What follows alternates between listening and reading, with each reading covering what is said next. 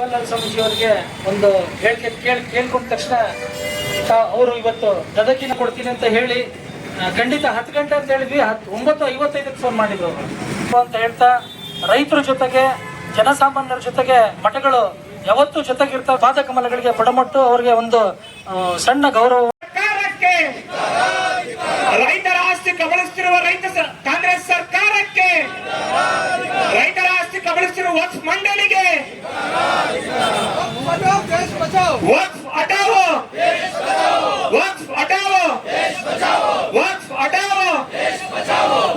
ಹಟಾವೋ, ವಕ್ಫ್ ಹಟಾವೋ. ಒಂದಂತೂ ಸತ್ಯ, ಇಡೀ ದೇಶದಲ್ಲಿ 1 ಇಂಚು ಭೂಮಿ ಸಹಿತ ಒಪ್ಪಿಗೆ ಹೋಗಿ ನಾವು ಯಾರು ಬಿಟ್ಕೊಡಲ್ಲ, ನಮ್ಮ ಜೀವ ಆದ್ರೂ ಬಿಟ್ಕೊಡಲ್ಲ. ನಾವು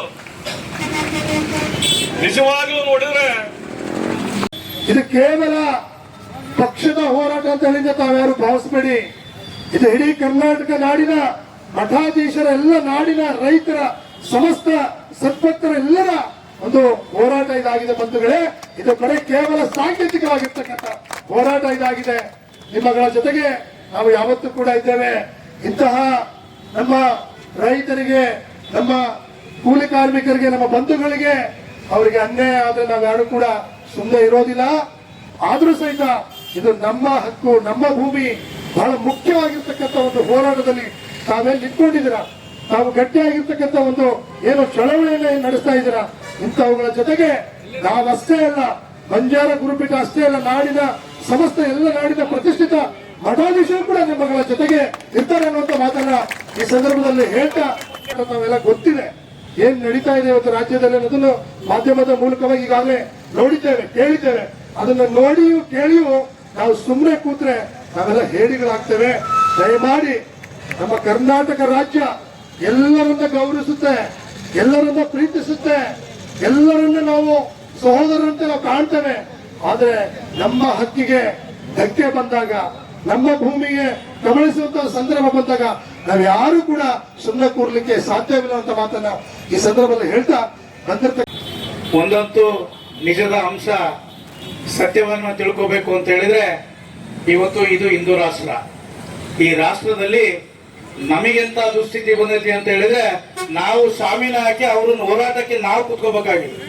ಈ ಪರಿಸ್ಥಿತಿ ಬರಲಿಕ್ಕೆ ಇವತ್ತು ರಾಜ್ಯ ಕಾಂಗ್ರೆಸ್ ಕಾರಣ.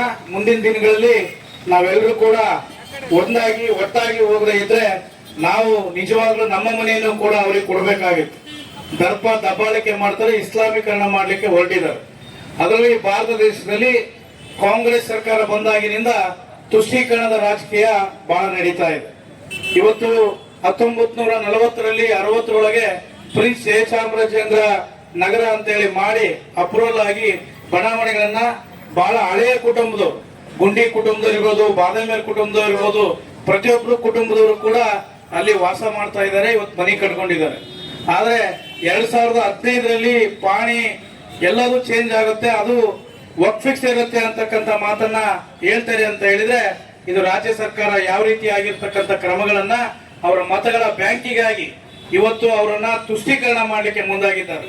ದಯವಿಟ್ಟು ಈ ರಾಜ್ಯದಲ್ಲಿ, ರಾಷ್ಟ್ರದಲ್ಲಿ ನಾವು ಹಿಂದೂಗಳು ಏನಾದ್ರೂ ಒಂದಾಗಬೇಕು ಅಂತ ಹೇಳಿದ್ರೆ, ಒಂದಾಗ್ಲಿಲ್ಲ ಅಂತ ಹೇಳಿದ್ರೆ ನಾಳೆ ಈ ಭಾರತ ದೇಶವನ್ನು ನಾವು ಮಾರ್ತಾರೆ. ದಯವಿಟ್ಟು ಎಲ್ಲ ಪಕ್ಷಾತೀತವಾಗಿ, ಜಾತ್ಯತೀತವಾಗಿ ನಮಗೆ ಬೆಂಬಲವನ್ನು ಕೊಡೋದ್ರ ಮುಖಾಂತರ ಭಾರತೀಯ ಜನತಾ ಪಾರ್ಟಿ ಜಿಲ್ಲಾ ನೇತೃತ್ವದಲ್ಲಿ ನಡೀತಿರ್ತಕ್ಕಂಥ ಬೆಂಬಲಕ್ಕೆ ದಾವಣಗೆರೆ ಜಿಲ್ಲೆ ಜನತೆ ಎಲ್ಲರೂ ಕೂಡ ತಾವಿವತ್ತು ಹೆಚ್ಚಿನ ರೀತಿಯಲ್ಲಿ ನಮಗೆ ಬೆಂಬಲವನ್ನ ಕೊಡ್ರಿ ಅಂತಕ್ಕಂಥ ಮಾತನ್ನ ಹೇಳಿ, ದಯವಿಟ್ಟು ಇದು ಕಾಲಂ ನಂಬರ್ 11 ತೆಗೆದಾಕಿ ಇದನ್ನ ಎಲ್ಲಾದ್ರೂ ಕೂಡ ಬಗೆಹರಿಸದೆ ಹೋದ್ರೆ ಈ ಸರ್ಕಾರಕ್ಕೆ ಒಂದು ಎಚ್ಚರವನ್ನ ಕೊಡ್ತೇವೆ. ಮತ್ತೆ ಹಂತವಾಗಿ ಹೋರಾಟ ಮಾಡಿ ರಾಜನಹಳ್ಳಿ ಶಿವಕುಮಾರ್ ಅವರು ಹೇಳಿದಾಗೆ ಕಿಂಚಿತ್ ಜಾಗವನ್ನ ನಾವು ಬಿಟ್ಕೊಡ್ಲಿಕ್ಕೆ ತಯಾರಿಲ್ಲ, ಅದ್ರಲ್ಲಿ ಎರಡನೇ ಮಾತೇ ಇಲ್ಲ.